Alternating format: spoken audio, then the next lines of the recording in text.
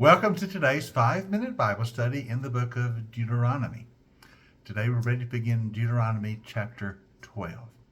Now in chapter 12 we begin the next division or the next section of the book.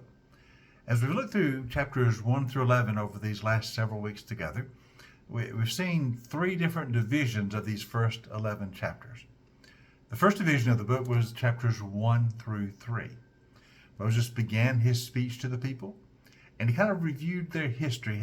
He reminded them of the 40 years they had spent in the wilderness since Mount Sinai, and how they've come now to the bank of the Jordan River. They're on the east bank of the river. They're ready to cross over the river and possess the promised land. And so he reminds them of their history, how God has been with them, why they had to wander 40 years, but also how God has provided for them and now has them ready to cross over the river and to possess the promised land.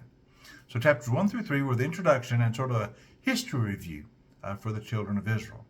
And then chapters 4, 5, and 6 were the renewal of the covenant. Moses reminds them how they came into covenant with God at Mount Sinai 40 years before. They were a newly delivered people, brought out of slavery in Egypt. God brought them to Sinai, the mountain of God, and brought them into covenant with him. Now, 40 years later, on the banks of the Jordan River, Moses renews the covenant. He reminds them of it and renews it for them.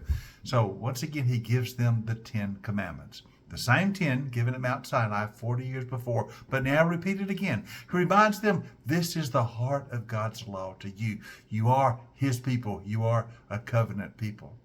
And then in chapter 6, we saw that central verse of all of Judaism, the Shema, we called it, Deuteronomy 6:4, where Moses said to Israel, "Hear, O Israel, the Lord our God, the Lord is one. Love the Lord your God, with all of your heart, mind, and strength." So this is the heart of the law, to be devoted to God. So in chapters 4 through 6, the second division, there was the renewal of the covenant. And then the third division of the book is chapters 7 through 11.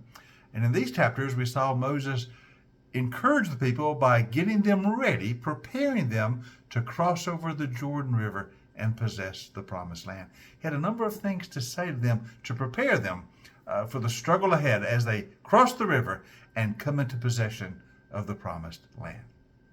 And then in chapter 12, we begin the fourth section, or the fourth division of the book. This is a rather long section, a long division. It goes from chapters 12 all the way through chapter 26. And in this long section, or this long division of Deuteronomy, Moses begins to talk to them about the things they will need to do once they are in possession of the promised land. He said, once you cross over and you finish the conquest, you take the land, there are a number of things you need to do to establish yourself as the people of God in the land. There are a number of things you need to set up, a number of structures you need to put into place to be the people of God in possession of the promised land. Now, as we read through these chapters, there's going to be a great variety of things he says, a lot of different kind of things, but they all relate to the same thing. These are the structures you need to put into place. These are the things you will need to do to set up your life as the people of God living in the promised land. And the first of those things has to do with a place of worship. And that's what he's going to talk about in chapter 12. Once you are in possession of the promised land, you are to set up a place of worship. Now notice in verses 4 through 7, Moses says this: "You must not worship the Lord your God in their way." Now, he's talking about the way the Canaanites worship. You must not worship God as they do. We'll talk about this more in detail as we go on. "But you are to seek the place the Lord your God will choose from among all your tribes to put his name there for his dwelling. And to that place you will go.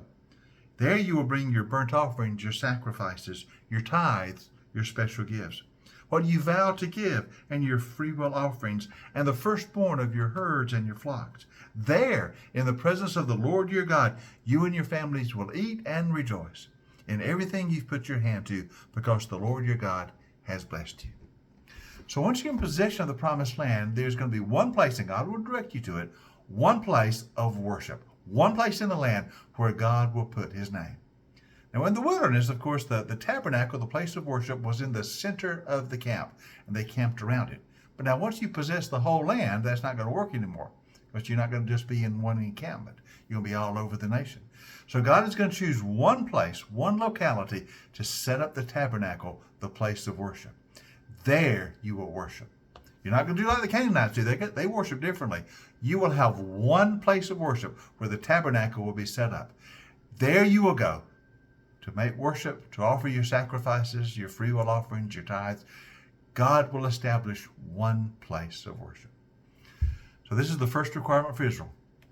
You are to be a people of worship, and you are to have one place in the land, one centralized place that will have the name of God resting upon it. There you will worship the Lord your God.